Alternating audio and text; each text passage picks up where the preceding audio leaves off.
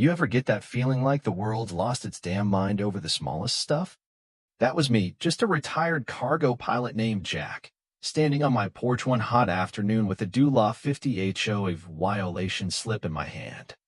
Said I committed a Category B infraction. What was the offense? My dog Barkley's leash stretched 1.2 feet beyond the HOA's pet recreation boundary. You heard that right. 1.2 feet. Now, Barkley's a retriever, almost 12, got a limp in his back leg, and mostly spends his days sunbathing and ignoring squirrels. But apparently, his momentary wander into restricted turf was enough to spark an administrative crisis. That was Paradise Pines for you. A neighborhood that looked like a postcard, sounded like a cruise ship, and operated more like a prison camp. At the head of the tyranny? That'd be Loretta, president of the HOA for the last 6 years, a woman with hair as stiff as her smile and a voice like an answering machine that only delivered bad news. She didn't walk, she patrolled. Clipboard glued to her hip, sunglasses always down low, sniffing out non-compliance like a bloodhound in pearls. And she had it out for me. Not because I was rude. Not because I was loud. But because I didn't roll over when she barked.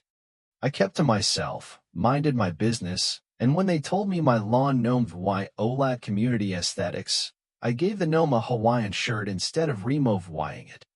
Loretta didn't like rebellion. Then came Hurricane Lionel. It started small, just a whisper off the Gulf, but within 2 days, it was barreling toward us as a full-fledged monster, and the county issued a mandatory evacuation. That's when the real panic started. Not because people were afraid of the storm we'd weathered worse, but because many of us had pets. And Paradise Pines didn't have an evacuation plan that included them. That's where things turned personal. You see, I've got more than just Barkley. I take care of 3 rescue cats, a parrot that screams the Jeopardy theme at sunrise, and a tortoise named Speedy. Don't ask. Carol, me next-door neighbor, retired nurse, 2 knee replacements, 0 tolerance for nonsense, had 8 birds and a cockapoo named Riley. Other folks had snakes, rabbits, even a pot-bellied pig named Winston who wore a bandana. We weren't just evacuating families, we're evacuating a whole damn zoo.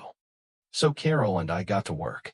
We started making calls, organizing volunteers, reaching out to shelters inland that could take pets. Found 2 buses from a local church willing to help. We coordinated pickup points, printed labels for crates, created spreadsheets. Carol loves her spreadsheets and thought we had a working plan. Until Loretta found out. She showed up that morning like a storm before the storm. Hair helmeted, lips tight, blazer pressed like she was auditioning for a courtroom drama. You cannot bring commercial transport vehicles into Paradise Pines without prior HOA clearance, she said, waving her little laminated bylaws sheet like it was the Constitution. I told her it was an emergency. She told me emergencies didn't override Article 14. Then she called the sheriff. Deputy Ramos arrived, decent guy, probably wanted to be anywhere else. He read the orders, looked at Loretta, then looked at the skies darkening behind us. I can't overrule the HOA on private roads, he said. But I suggest you folks find another solution. Fast. That's when it clicked. I remembered Old Nellie. Old Nellie was a Soviet era cargo plane parked at a tiny rural airstrip 40 minutes away. She hadn't flown in years, but I kept her clean and fueled, always hoping I'd find a use for her again. She looked like a rust bucket with wings, but when she flew, she roared like a lion.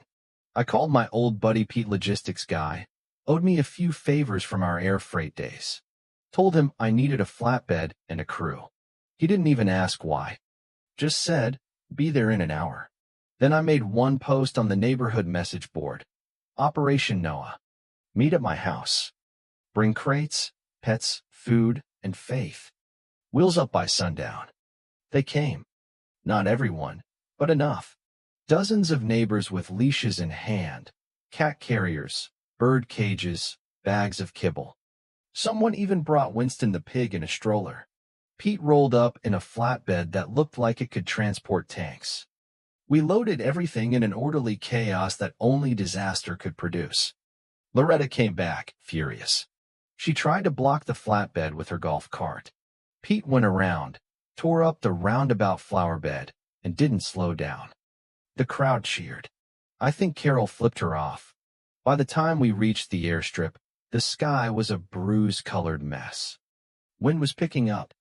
Trees swayed like dancers on bad footing. We loaded the animals onto old Nellie, strapping crates down like we were prepping airdrops. Carol handed me a flashlight. "If you die, I swear I'll haunt you," she said.